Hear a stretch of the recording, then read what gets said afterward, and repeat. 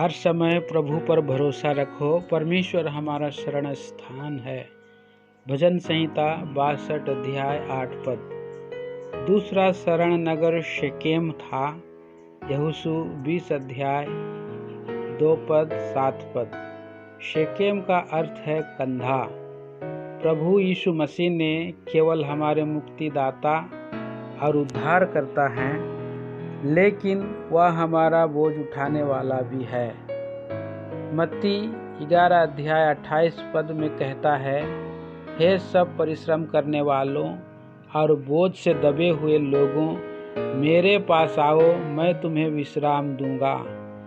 वह हमारे सभी बोझों को उठाने का वचन देता है। बहुत से लोग उसे पापों की क्षमा करने वाले के रूप में जानते हैं, लेकिन कभी भी उसका आनंद नहीं लेते हैं। शाकेम, हम उसके कांधे पर कोई भी बोझ डाल सकते हैं, चाहे वह कितना भी भारी हो। भजन संहिता 55 अध्याय 22 पद में लिखा है, अपना बोझ यहोवा पर डाल दे, वह तुझे संभालेगा।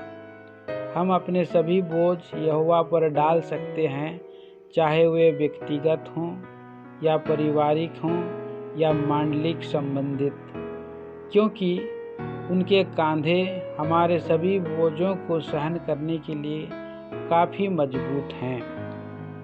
वही प्रभु जिसने अतीत में हमारी मदद की थी, वह अब और भविष्य में भी हमारी मदद कर सकता है।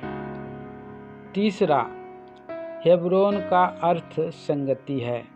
सबसे पहले हमारी सहभागिता पिता और उसके पुत्र हमारे प्रभु यीशु मसीह के साथ है। पहला यूहन्ना 1 अध्याय 3 पद। तब हमारी अन्य विश्वासियों के साथ संगति होती है।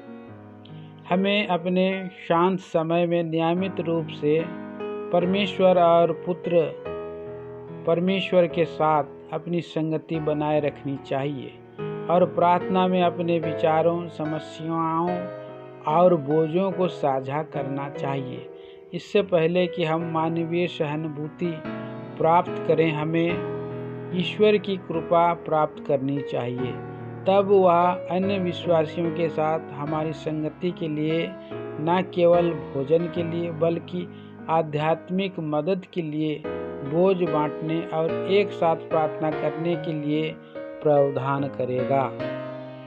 जब हम किसी अजीब और दूर की जगह पर जाना होता है, तो हम पहले चिंता संगति की होती है, लेकिन विश्वासियों को अकेलापन महसूस करने की आवश्यकता नहीं है, क्योंकि प्रभु सहायक संगति प्रदान करेंगे। जब एक मसीही को स्थानांतरित किया जाता है या पदोन्नति पर भेजा जाता है, तो पहली प्रतिक्रिया रद्द करने की कोशिश करना और प्रार्थना सहायता प्राप्त करना है। वे अपने बच्चों की शिक्षा और कई अन्य पारिवारिक मामलों को लेकर चिंतित हैं, लेकिन हमारे प्रभु के पास, जो हमारी संगति और हमारी सभी ज़रूरतों के लिए हर प्रावधान है। मैंने पिछले कई वर्षों में पाया है कि कैसे प्रभु ने मेरी सभी ज़रूरतों के लिए संगति के माध्यम से अद्भुत प्रावधान किया है।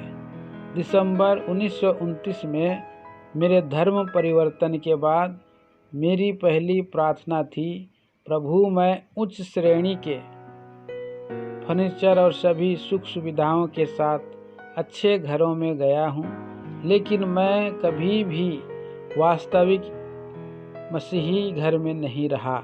मुझे कोई आराम नहीं चाहिए, मुझे केवल एक ऐसा सच्चा ईसाई घर चाहिए।